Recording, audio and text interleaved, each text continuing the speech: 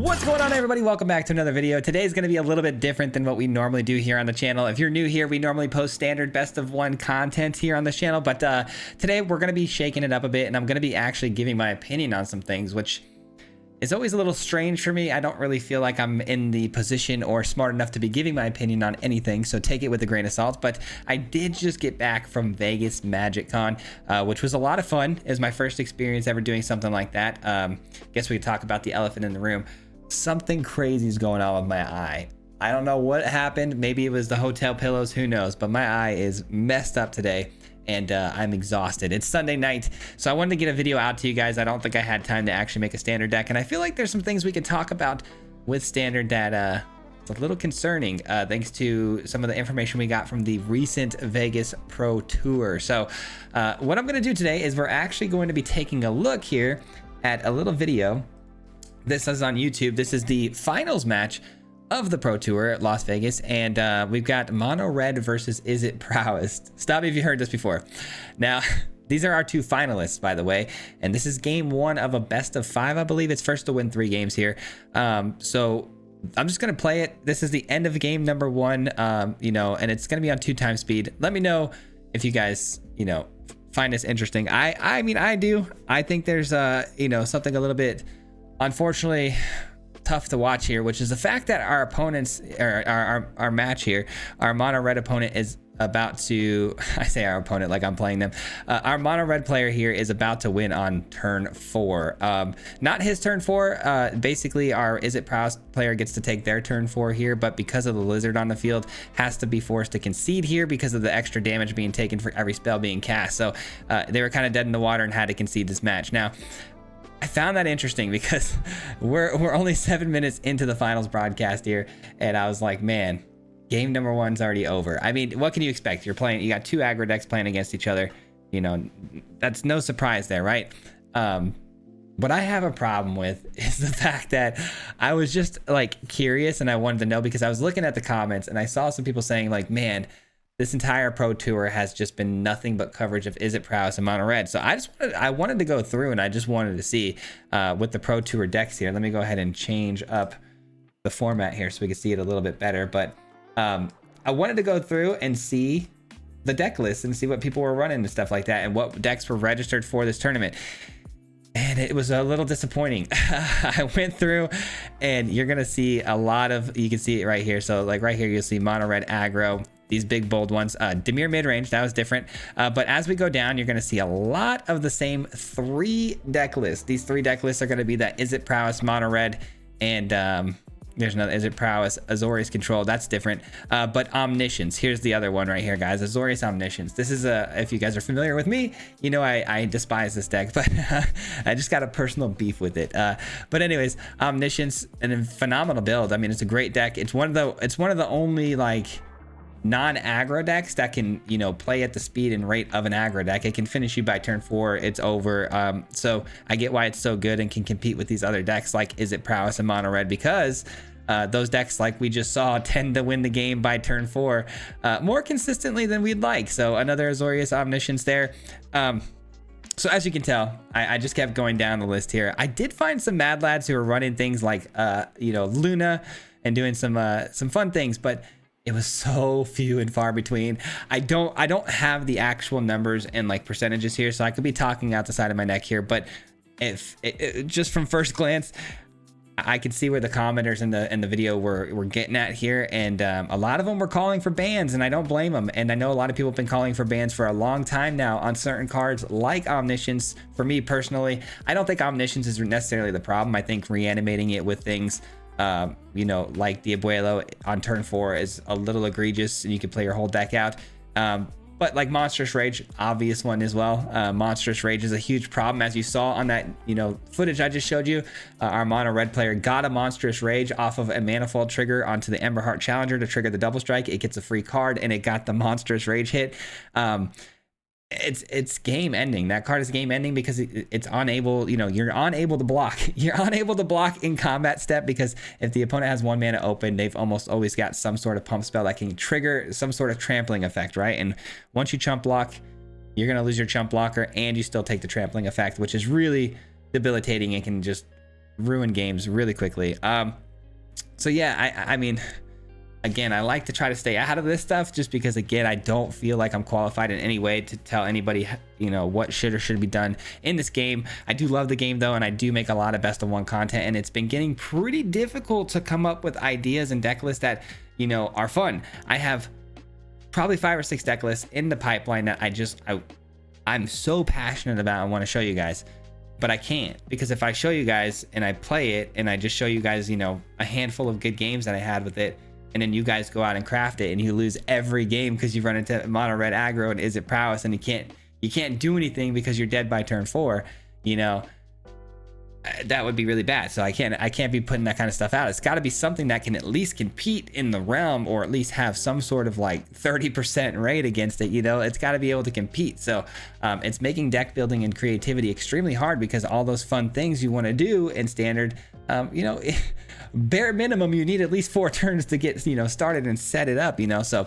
unless you're running a ton of sweepers and stuff like that, it's a little tough right now. So I definitely think I agree with everybody's stance now as far as, like, you know, bans might be necessary, because unfortunately, you know, the Pro Tour isn't indicative of like what's happening in best of one arena. They don't always correlate, but in this particular instance, you know, I've got MTG tracker here.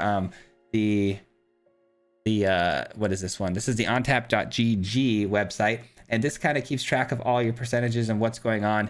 And we've got bronze to mythic here in the mythic, bronze to mythic in best of one standard, and these are the, you know, these are the percentages we're seeing right here. So I think, yeah, we're roughly at 26% here of is it prowess and mono red. So we're not seeing much of a difference between the Pro Tour and here, except for the fact omniscience is definitely down, you know, 4.5%, and maybe that's just because it's a combo deck that, you know, maybe a little bit tougher to navigate, you know, outside of mono red and is it prowess. But then again, maybe it's because everybody's seen the Pro Tour recently and things are starting to shift, because the top 8 here, we've got our top 8 competitors here in their deck lists, and what they ended up playing and bringing to the table here was we had exactly a split of 4 is it prowesses and 4 mono red players. So and trust me guys, this is not me by any means taking away from our competitors here, because they're obviously the best players in the world and what they do, but I mean, every single one of them here in the top 8 made it there with either is it or mono red. So I mean, if that doesn't tell you something, I don't know what does, man. It screams to me that these 2 deck lists are untouchable as far as win rates go. I mean, when you put that many people together that are that good at Magic and they've all come to the same conclusion that you either run one of those 2 decks or omniscience, they've all play tested harder than anyone in the world, you know. They're the ones that you want to trust the most on this situation. And I mean, that should tell you something, that they all showed up with the same deck list for the most part. And I mean, it just, entertainment wise too, it's just like, you know, nobody wants to see a Pro Tour final end in like a minute and a half, you know, and then go to the next game. Obviously it took longer than that. They take much longer to make their plays than that, but realistically these games could be done, you know, that finals match, if they had played at, you know, a higher speed, and it could have been done in a few minutes. And it's just unfortunate because it's pretty anticlimactic. But yeah, I mean, that's all I really wanted to say on the subject, is I think that this hopefully is some sort of indicator that, you know, changes hopefully are to come, and maybe some bans will be on their way. One can only hope. But somebody else made a fantastic point that I saw in one of the comments there. Somebody had mentioned rotation coming up. I mean, what are we, like 40 something days away from rotation, and we're going to be losing a lot of cards like Temporary Lockdown, which as a card that Azorius Omniscience needs to be able to compete against these decks. It requires that, you know, that Temporary Lockdown to shut down the Is It Cutters and the mono reds, because they need an extra turn or 2 to get their combo off. Once those cards go, I think Cut Down was on that list too. There's some big, you know, cards that, you know, you need to have if you're going to have any chance at hanging in there longer than turn 2 or turn 3 with these guys, because these 2 decks finish games very fast.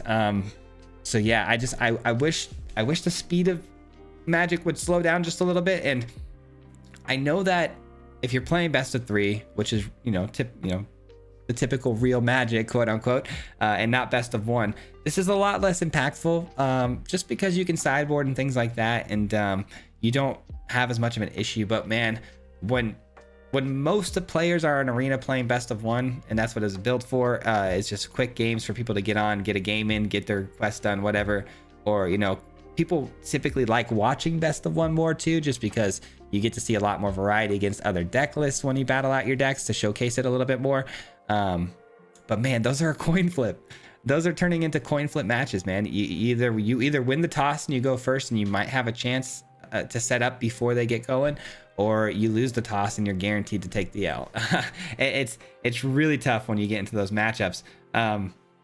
Luckily, I mean, I know 26% is a lot, but I thought it'd be worse, to be honest. So the spread here is a lot better in the best of one community on Arena than I thought it would be. So I'm not necessarily complaining there, but at the same time, this top 8 right here that we just saw and took a look at, it worries me a little bit. It worries me because you know that when Pro Tours happen, things in Arena shift. People watch the Pro Tour, they see what the best deck is and they go, why am I not just playing that deck list? They copy it and they play it, you know, and that's fair. So I expect those numbers to go up a little bit, you know, and it's tough. It's unfortunate. But unfortunately, you know, Magic is printing cards like Corey Steelcutter still, and, you know, dropping new cards that allow mono red to go wide now. They allow them to go wide for only 2 mana.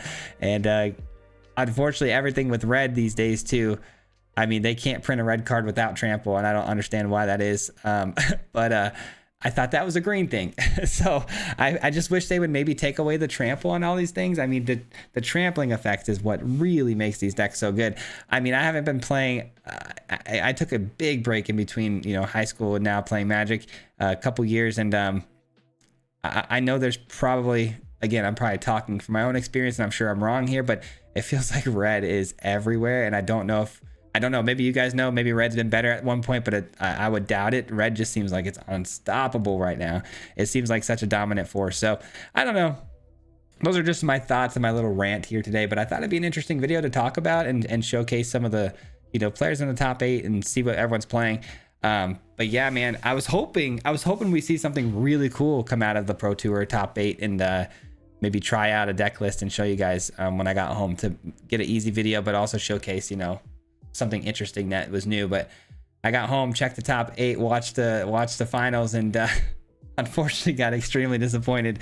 But anyways, I do want to say a quick thank you and shout out to you know, everybody who said hi at the convention, or, you know, tried to reach out to say hi but couldn't find me. It was a big place and a lot of people there, so it got a little bit tough, and I did have to leave early. I did go 2 days, but both times left, you know, a little after 1 and 2 o'clock.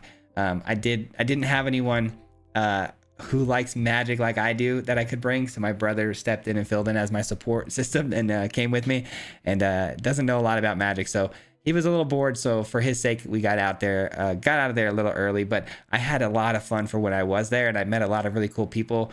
Again, shout out to, you know, I think it was oh man, I'm so sorry. Somebody said hi to me. Kelly, I think it was Kelly, said hi to me. So shout out to Kelly. And then shout out to everyone else in the Discord that was looking for me.